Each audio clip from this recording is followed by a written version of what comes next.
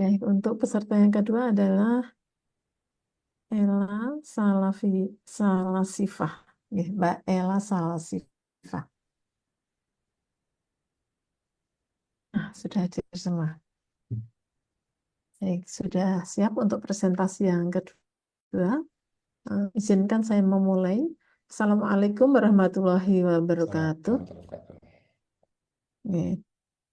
Alhamdulillah kita membersamai kegiatan presentasi dari rancangan aktualisasi Saudara Ella Salasifah, MKes, yang didampingi oleh yang kami hormati mentor, yaitu Bapak Profesor Dr. Baidi Bukhori, SAG MSI, dan yang kami hormati Bapak penguji kita, yaitu Bapak Derajat SAG dari Pusbangkom MKMB. Astagfirullah. Bapak penguji adalah Bapak Deden Wahyudin Esfil MPD dari Pusbangkom MKMB. Mohon maaf ini. Nah, seperti tadi sudah dijelaskan, waktunya adalah 7 menit untuk presentasi, kemudian maksimal 4 menit untuk Bapak mentor, dan kemudian maksimal 7 menit untuk Bapak penguji. Monggo dipersilahkan, Saudara Ella. Ibu, terima kasih. Saya izin share screen terlebih dahulu, Ibu. Ini, monggo.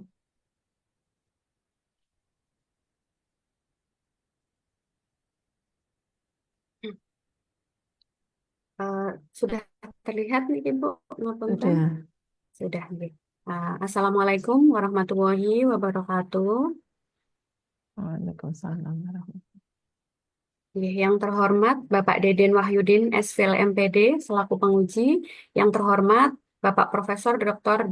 Baidi Bukhori SAG MSI selaku mentor, serta yang terhormat Ibu Dr. Anda Budi Lestari MPD selaku coach. Sebelumnya, perkenalkan saya Ella Salasifah, calon dosen asisten ahli di UIN Wali Songo Semarang. Izinkan saya memaparkan rancangan aktualisasi saya yang berjudul Peningkatan Keterampilan Komunikasi melalui Media Digital Terintegrasi pada mahasiswa program studi Gizi di UIN Wali Songo Semarang tahun 2025. Latar belakang aktualisasi ini adalah bentuk dari tanggung jawab saya sebagai ASN, karena sebagai ASN saya harus memastikan bahwa pelayanan publik yang saya berikan adalah pelayanan yang profesional, adil, dan akuntabel sesuai dengan Undang-Undang Nomor 20 Tahun 2023. Kemudian untuk ruang lingkup dari aktualisasi saya nanti akan dilaksanakan di Fakultas Psikologi dan Kesehatan atau FPK UIN Wali Songo Semarang, dan subjek yang akan saya kaji adalah mahasiswa prodi gizi semester 3 dan fokusnya adalah pada peningkatan keterampilan komunikasi mahasiswa prodi gizi semester 3. Sebagai calon dosen asisten ahli, saya bertanggung jawab terhadap Tridharma Perguruan Tinggi. Dan di sini untuk aktualisasi saya fokusnya ada pendidikan, yaitu melalui inovasi media pembelajaran. Di instansi saya, yaitu FPK, saya mengidentifikasi 5 isu, yaitu yang pertama, belum optimalnya penggunaan media pembelajaran digital dalam mendukung penguatan keterampilan komunikasi mahasiswa. Kemudian minimnya peran alumni dalam kegiatan kampus dan pelacakan terhadap studi pada program studi gizi. Kemudian belum optimalnya integrasi media komunikasi antara dosen dan mahasiswa. Kemudian yang keempat, belum optimalnya peran dosen dalam mendorong keterlibatan mahasiswa di forum ilmiah, serta belum optimalnya pemanfaatan platform digital dalam mendokumentasikan materi dan bahan ajar. Dari kelima isu ini, kemudian saya lakukan analisis menggunakan metode APKL dan metode USG, sehingga ditemukan core isu atau isu utamanya yaitu belum optimalnya penggunaan media pembelajaran digital dalam mendukung penguatan keterampilan komunikasi mahasiswa. Nah, isu ini saya tetapkan sebagai isu utama itu berdasarkan hasil observasi yang menunjukkan bahwa sebanyak 80% dari total pertemuan mata kuliah itu masih didominasi oleh metode konvensional, yaitu ceramah dan presentasi PowerPoint sebagai cara utama dalam penyampaian materi. Kondisi ini sejalan juga dengan hasil survei penggunaan media pembelajaran, di mana 75% media pembelajaran yang digunakan masih bersifat statis dan konvensional, yaitu menggunakan file PDF atau slide presentasi, sehingga belum banyak memanfaatkan media interaktif yang lebih inovatif. Nah, dominasi dari metode konvensional ini akan berdampak pada pengalaman belajar mahasiswa.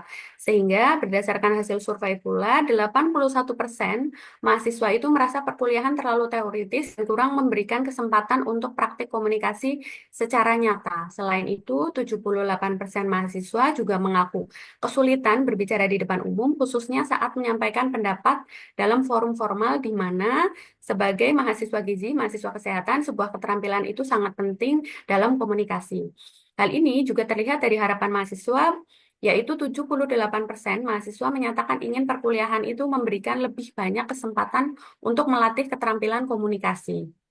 Dari latar belakang tersebut, saya mencari penyebab dari isu akar permasalahan menggunakan fishbone diagram dan dapat disimpulkan dari fishbone diagram ini adanya kurang optimalnya dalam media pembelajaran digital dan kurangnya pendampingan secara berkesinambungan. Sehingga untuk mengatasi hal ini diperlukan inovasi dan di sini saya mengajukan gagasan inovatif berupa flipbook interaktif sebagai media pembelajaran digital dan workshop mini yang bisa digunakan sebagai coaching secara terstruktur dan berkesinambungan sehingga dapat meningkatkan keterampilan mahasiswa dan memberikan umpan balik dalam proses pembelajarannya. Di sini gagasan inovatif yang saya buat ada dua pilar solusi, yaitu yang pertama flipbook interaktif dan workshop mini, dan di sini saya menggunakan TikTok Live. Untuk lebih jelasnya, di sini akan lebih saya jelaskan di matriks rancangan aktualisasi. Tahap ini ada 7 kegiatan. Yang pertama yaitu melakukan konsultasi dengan mentor terlebih dahulu. Di sini tahapan kegiatannya saya melakukan konsultasi dan koordinasi dengan mentor terkait isu dan gagasan, kemudian mengidentifikasi kebutuhan dan permasalahan di lapangan melalui bimbingan mentor, serta menentukan sasaran kegiatan berdasarkan persetujuan mentor. Kemudian tahapan yang kedua yaitu melakukan perencanaan, yaitu persiapan materi flipbook dan workshop mini. Yang pertama, saya mengidentifikasi dan menentukan topik workshop komunikasi kesehatan, karena di sini saya fokusnya tentang komunikasi kesehatan, serta mengidentifikasi audiens yang dituju, menyusun kerangka materi dan outline pembahasan, menyusun timeline pelaksanaan TikTok Live, merancang flipbook digital, dan menentukan indikator keberhasilan. Untuk langkah yang ketiga, yaitu melakukan penyusunan materi komunikasi kesehatan dan media pembelajaran digital, yaitu yang pertama saya membuat flipbook interaktif dengan menganalisis dulu kebutuhan, mengembangkan materi, menambahkan ilustrasi, dan mengintegrasikan fitur interaktif. Kemudian langkah yang kedua yaitu menyusun skrip dan konten dari workshop saya, yaitu melalui TikTok Live, dengan merumuskan tema, menyusun skrip, dan menyiapkan flyer promosi. Yang keempat yaitu melakukan uji coba. Flipbook sebelum saya gunakan secara final, saya lakukan uji coba terlebih dahulu dengan memberikan flipbook kepada sebagian mahasiswa sampel. Nah, dari sana akan dikumpulkan feedback dari mahasiswa, masukan dari mahasiswa, sehingga didapatkan flipbook versi final yang telah disempurnakan. Yang kelima yaitu pelaksanaan, yaitu yang pertama kita distribusi flipbook digital kepada mahasiswa, kemudian kita lakukan workshop mini via TikTok Live, kemudian yang ketiga dokumentasi dari jumlah penonton, komentar, dan feedback dari mahasiswa. Yang keenam, evaluasi dan monitor, yaitu nanti kita lakukan penyebaran kuesioner online untuk mengukur pemahaman mahasiswa, kemudian analisis data interaksi dari TikTok Live, kemudian review dari pemanfaatan flipbooknya. Dan yang ketujuh, atau yang terakhir, yaitu tindak lanjut atau diseminasi. Di sini nanti saya akan merevisi flipbook dan metode workshop berdasarkan masukan yang ada, kemudian saya akan menyusun laporan kegiatan untuk fakultas dan merencanakan pengembangan seri workshop digital. Dan yang terakhir yaitu mensosialisasikan program yang saya buat ini kepada dosen lain, khususnya dosen komunikasi untuk diajak kolaborasi dan bisa mendorong mereka untuk mengadopsi metode pembelajaran ini, agar bisa digunakan secara berkelanjutan. Demikian harapan saya, semoga melalui media digital terintegrasi dan coaching mahasiswa, mahasiswa bisa lebih percaya diri dalam berkomunikasi dan bisa melihat bahwa media digital tidak hanya hiburan, tetapi juga bisa menjadi sarana pembelajaran yang efektif. Karena dengan meningkatnya keterampilan komunikasi, mahasiswa akan lebih percaya diri lagi dalam berkomunikasi dan bisa menghadapi tantangan profesi sekaligus berkontribusi pada citra program studi dan universitas. Demikian Baik. Ya. pemaparan saya. Mohon masukan dari mentor dan penguji untuk perbaikan dari aktualisasi ini. Wassalamualaikum warahmatullahi wabarakatuh. Waalaikumsalam warahmatullahi wabarakatuh. Terima kasih untuk paparannya. Untuk waktu berikutnya kami haturkan kepada Bapak Mentor, yaitu Bapak Profesor Baidi Bukhari. Dipersilahkan.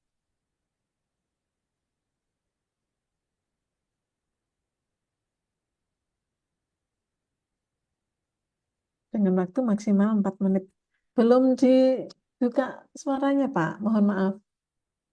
Masih mute. Sorry, sorry. Ya. Iya. Ya. Yang saya hormati Pak Deden, Bu Budi Lestari, dan Iya, juga Mbak. Pak. Alhamdulillah kita bisa ketemu di pagi hari ini. Saya akan menyampaikan penguatan saya walaupun cuma sebentar. Iya. Yang pertama, saya mengapresiasi rancangan aktualisasi Mbak Ella melalui program peningkatan keterampilan komunikasi melalui media digital terintegrasi pada mahasiswa. Menurut saya, program ini inovatif, relevan, dan mendukung pengembangan soft skill mahasiswa di era digital sekarang ini. Yang kedua, isu rendahnya keterampilan komunikasi mahasiswa merupakan persoalan mendasar yang memengaruhi kepercayaan diri, daya saing, dan kualitas lulusan. Pemanfaatan media digital dan terintegrasi menjadi solusi strategis untuk menghadirkan pembelajaran yang interaktif dan aplikatif.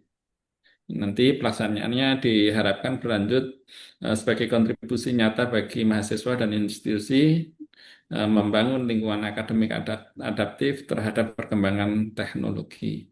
Dan yang selanjutnya, program coaching yang dirancang menjadi nilai tambah penting karena memberikan pendampingan personal, reflektif, dan berorientasi pada pengembangan potensi diri mahasiswa.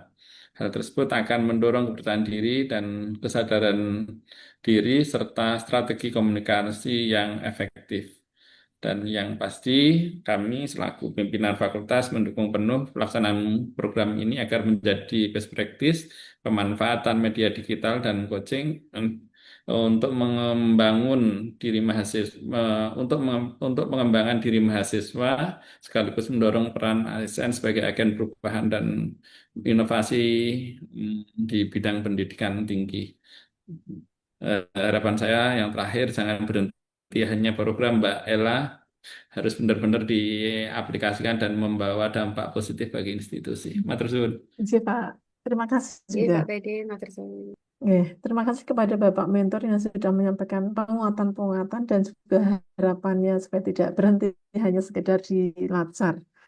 Untuk waktu berikutnya kami persilahkan kepada Bapak Penguji, waktunya 7 menit maksimal. Baik, terima kasih Coach dan yang kami hormati Pak Mentor, Pak Baidi Bukhari.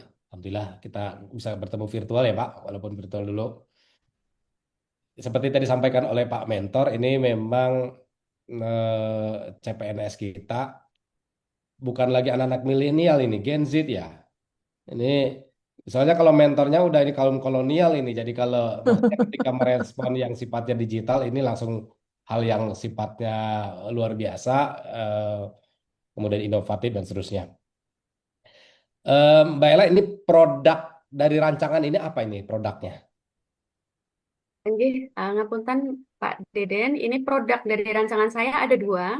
Yang pertama yaitu flipbook interaktif, di mana flipbook ini berisi tentang materi-materi komunikasi, intinya tentang tips-tips bagaimana cara berkomunikasi agar mahasiswa, khususnya mahasiswa kesehatan prodi gizi yang menjadi sasaran saya, bisa meningkatkan keterampilan komunikasinya. Di situ akan ada di flipbook itu. Dan yang kedua yaitu workshopnya workshop mini yang akan saya laksanakan di TikTok Live. Nah, kenapa saya menggunakan TikTok Live?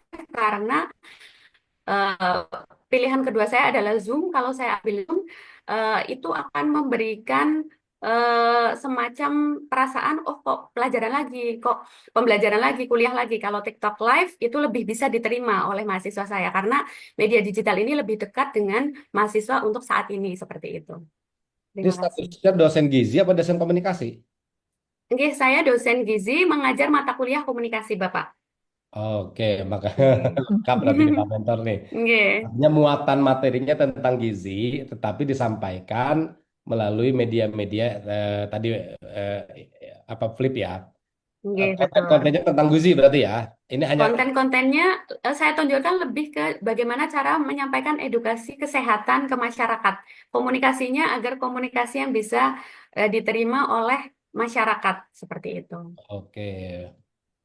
Kalau tadi kan ada workshop juga, workshop ini Oke, melalui betul. TikTok gitu, melalui Oke, TikTok. Alternatifnya Zoom tadi ya. oke. Ya ini berarti sasaran peserta terbatas nih. Sasaran pesertanya saya untuk ruang lingkupnya di sini mahasiswa gizi semester 3. Oke, Walaupun live tetapi tapi tidak itu menutup. terbatas gitu ya. Mboten sih Pak, jadi tidak menutup kemungkinan kalau misalnya ada orang lain masuk masih bisa kalau di TikTok Live. Tetapi untuk yang benar-benar dia wajib untuk saya coaching adalah mahasiswa gizi. Nah, ketika ada eh, audiens yang masuk, nah di situ tantangannya. Jadi mereka akan lebih percaya diri lagi karena tidak hanya untuk intern aja, kata Smiko. Wah, ini harus ngajarin dosen-dosen senior ini. Dosen aja masih pakai OHP ini, mah udah pakai TikTok ini. Oke. Artinya Di memang sini tadi juga, menarik yang tadi sampaikan Mbak Ella tadi, oke, perspektifnya supaya kesannya kalau pakai Zoom kan belajar gitu ya. oke, Ini pakai betul. TikTok jadi pendekatannya lebih kekinian. Ya, tadi saya bilang kalau yang kaum kolonial Betul. masih pakai OHP itu juga OHP udah paling canggih gitu. Oke. Nah, ini memang ada perubahan Pak Mentor, perubahan yang luar biasa. Hanya bahasanya kan ada istilah atoriko ahamu minal madah gitu ya.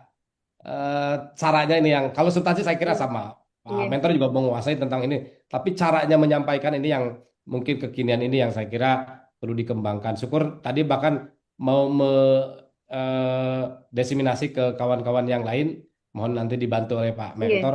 Tapi kita lihat dulu hasilnya. Hasil dari Oke. hasil dari saya ingin aksi perubahan. Hasil dari aktualisasi ini kita lihat progresnya seperti apa supaya nanti bisa dampaknya gimana, nah, gitu kan? Oke. Atau jangan tanya ya, karena pakai TikTok jadi malah main-main gitu kan? Sudah mengantisipasi begitu nggak, Bella? Untuk mengantisipasi itu kita kita merancang namanya timeline, Pak. Jadi dari timeline itu kita bisa atur rank-rankannya dari pertama kita topiknya apa, timelinenya setelah kita membicarakan materi, nanti ada diskusi dan lain sebagainya. Nah, itu terangkai dalam timeline TikTok itu. Jadi tidak akan keluar dari timeline itu. Sehingga bisa meminimalisir dari gangguan-gangguan agar itu lebih efisien. Atas Niku. Nah, kaitan Flip dengan TikTok ini, dengan media media ini apa kaitannya? Oke, kaitannya sebelum saya melaksanakan workshop, nanti eh, distribusikan terlebih dahulu ke mahasiswa untuk dipelajari dan dibaca dan difahami. Nah, dari workshop nanti kalau misalnya ada yang ingin ditanyakan atau belum difahami dari flipbook itu bisa ditanyakan atau flipbook itu bisa menjadi panduan atau acuannya seperti itu. Jadi terintegrasinya di situ. Selain saya membagikan flipbook, saya juga memberikan coachingan atau coaching berkelanjutan itu. Berapa kali coachingnya? Ini untuk tahap yang pertama ini masih nanti dijadikan 2 kali. Jadi per kelompok. Jadi kelompok 1 nanti di tahap pertama, kelompok 2 tahap kedua. Dan nanti kalau rencananya misalnya program ini berhasil, saya bisa diseminasi sama dosen lain. Nanti bisa kita programkan misalnya per 3 bulan sekali. Seperti itu. Nah, untuk mengukur berhasil tidaknya itu pakai apa itu, Bella? Itu nanti saya sudah siapkan untuk surveinya, Bapak. Jadi setelah program kita laksanakan, kita buat survei untuk mensurvei dari mahasiswa bagaimana kesan-kesan, apakah ini membantu meningkatkan mereka efisien atau tidak program ini, nanti berdasarkan itu. Iya, iya, iya. Berarti nanti ada testimoni gitu ya, ada testimoni. Iya, betul, Saya testimoni. kira nanti kita dari testimoni ini kita bisa lihat bagaimana responnya, lalu bisa nggak diterapkan di tempat yang lain. Bisa jadi dosen-dosen Iya. tafsir mau pakai TikTok gitu kan ngajarnya kan. Eh, Iya, betul. ini kan cuma cara aja gitu kan. caranya Iya, aja, betul. substansinya tetap aja. Dari presentasi udah sampai filsafat pakai TikTok gitu kan. Nanti kita lihat hasilnya. Iya. Nah, kalau sudah oke, baru didiseminasi. Nanti tentu saja nanti akan dibantu oleh Pak Mentor. Mohon dukungannya Pak Mentor ya. Iya, Sambil dipantau betul. juga konten-kontennya ini punya Insya kreativitas, Allah. punya kreativitas yang luar biasa, tapi tetap kita mengarahkan ya seperti Iya. apa. Karena kalau sudah live itu kan jadi seolah takutnya milik masyarakat, ada jadi konten, jadi negatif dan seterusnya. Nah, itu yang saya kira Oke. uh, perlu kontrolnya itu di situ. Saya kira itu. Terima kasih Bu Ella ya. Mudah-mudahan bisa nanti bisa tunjukkan nanti testimoninya. Kembali lagi ke Oke. Terima kasih banyak Bapak Deden untuk masukannya. Baik, Terus Pak Deden, Bu Budi, injil. Selamat Mbak Ella sudah semakin tidak tegang. Oke, terima kasih Bapak Bedi untuk Eh, waktunya sudah datang, Pak. Nggih. Sekali lagi terima kasih kepada Bapak Mentor, kemudian juga kepada Bapak Penguji. Semoga nanti apa yang disampaikan tadi sudah dicatat oleh Mbak Ella dan nanti ditindaklanjuti dalam bentuk aktualisasi. Semoga sukses juga. Oke. Dengan demikian, maka Oke, terima untuk kasih. presentasi dari Mbak Ella sudah selesai. Untuk itu, saya ucapkan terima kasih dan saya akhiri. Wassalamualaikum warahmatullahi wabarakatuh. Kemudian untuk Waalaikumsalam Bapak